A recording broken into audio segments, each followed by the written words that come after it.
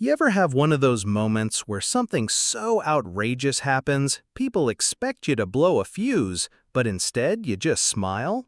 That was me, standing in my tomato patch with dirt on my hands and sun on my back, when my neighbor Earl came barreling across the pasture like his boots were on fire. "Duke," he gasped, hands on his knees, "you better come look at this. There's about 90 tiny houses popping up on your east field."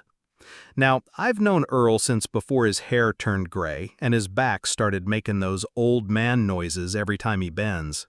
He's not the type to exaggerate. If Earl's worked up, it's worth a look. But instead of panicking or grabbing my phone to call the sheriff like a normal landowner might do, I just grinned. Not just any grin, no sir. It was that slow, deliberate kind of grin you see on a chess master when their opponent slides their queen into the perfect trap. Earl looked at me like I'd lost my mind completely. "Why are you smiling, Duke? They're trespassing. Hell, they're building homes on your land." I wiped my hands on my jeans and looked at him straight. "Because, my friend, this is the best thing that's happened in years." Now, I reckon that deserves some explanation. So let's go back about 5 years.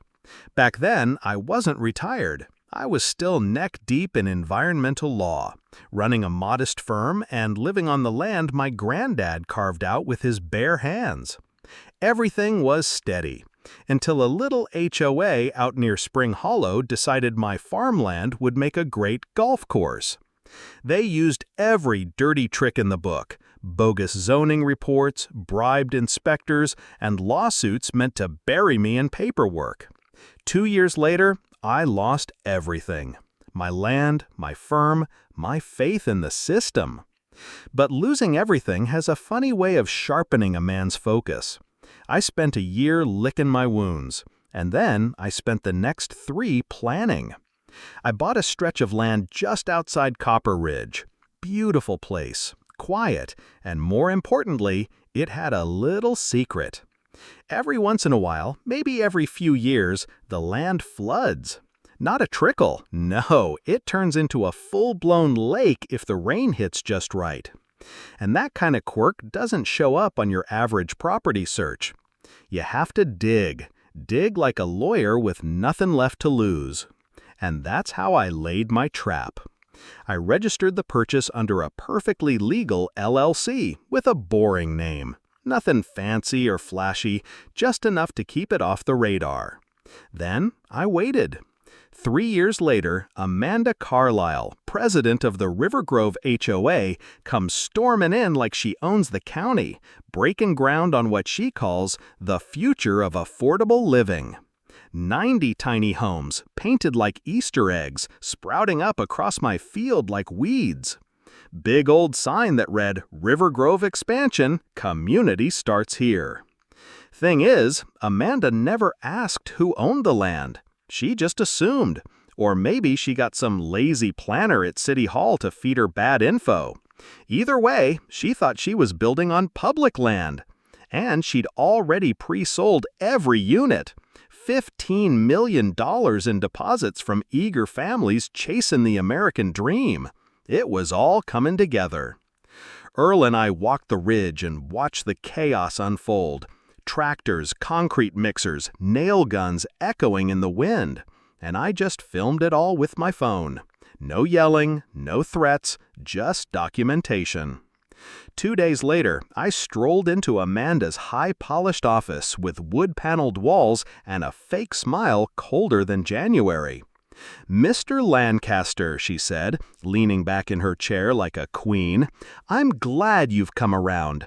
We're turning dead land into something beautiful." I smiled right back. "And did you check who owns it?" "Oh, yes," she waved off, like I'd asked if she brushed her teeth. "Public records, it's all approved." I nodded. "Just curious, did anyone suggest, I don't know, talking to the actual landowner?" Her smile faltered just a bit. I left her office without raising my voice. I didn't need to.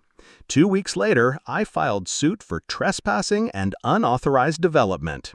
She countered by hiring a corporate pit bull named Elias Trent, a guy who probably polishes his teeth with litigation.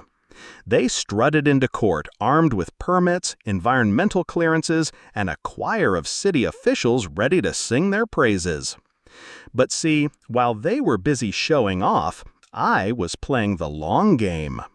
At that first hearing, I stood up, calmly adjusted my tie, and said, "Your Honor, I'd like to request a short continuance to gather evidence."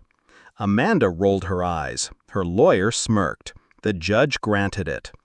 What they didn't know was that in my old family safe, I had everything. The deed under my LLC, communications with the county recorder, even aerial surveys proving undisturbed land use.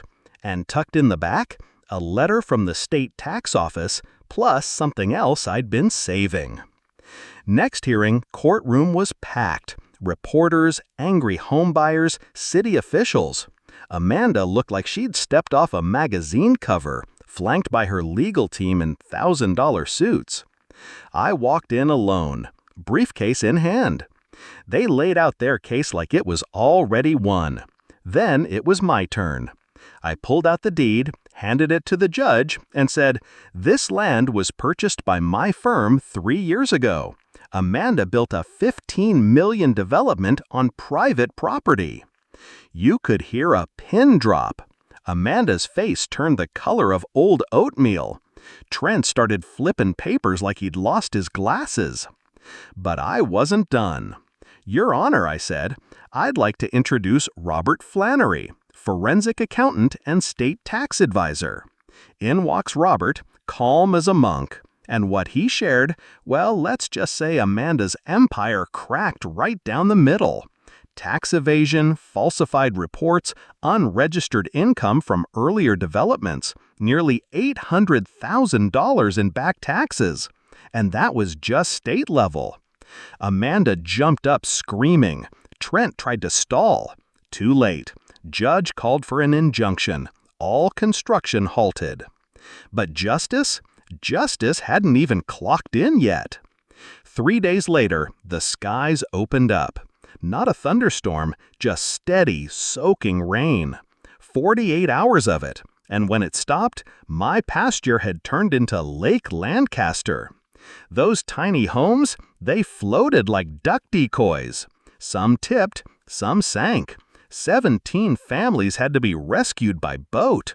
And the photos? Lord, the photos made national news.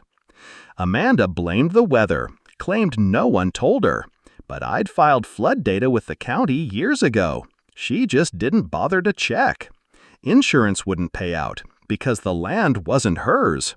The buyers demanded refunds, and behind the scenes, the IRS had launched a full audit. 3 weeks later, I walked into court one last time, carried one piece of paper, a federal tax lien for $1.2 million. That's on top of the $800,000. Total damages, over $2 million. HOA dissolved. Assets seized. Amanda in handcuffs. Now, that plot of land, the county turned it into a wildlife reserve. There's a plaque by the gate, dedicated by the Lancaster Family Trust. Funny thing happened a few weeks after. I got an email from a family in Oak Hollow. They were having trouble with their HOA. Said they heard I might be able to help. I showed Earl the message and he nearly choked on his coffee. "Guess retirement's over," he said, grinning. I just looked out at the wetlands, the duck swimming where Amanda's dream once stood, and I smiled. Because justice doesn't always roar like thunder. Sometimes it arrives on quiet feet, carrying paperwork and patience. Now, let me ask you, was Amanda just a victim of bad luck?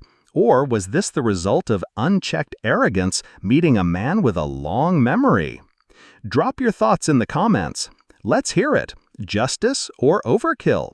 Should HOAs have more oversight? Or was this the only way to make it right? If this story hit home, give it a like. Share it with someone who's battled their own HOA. And don't forget to subscribe for more tales of small-town justice done right.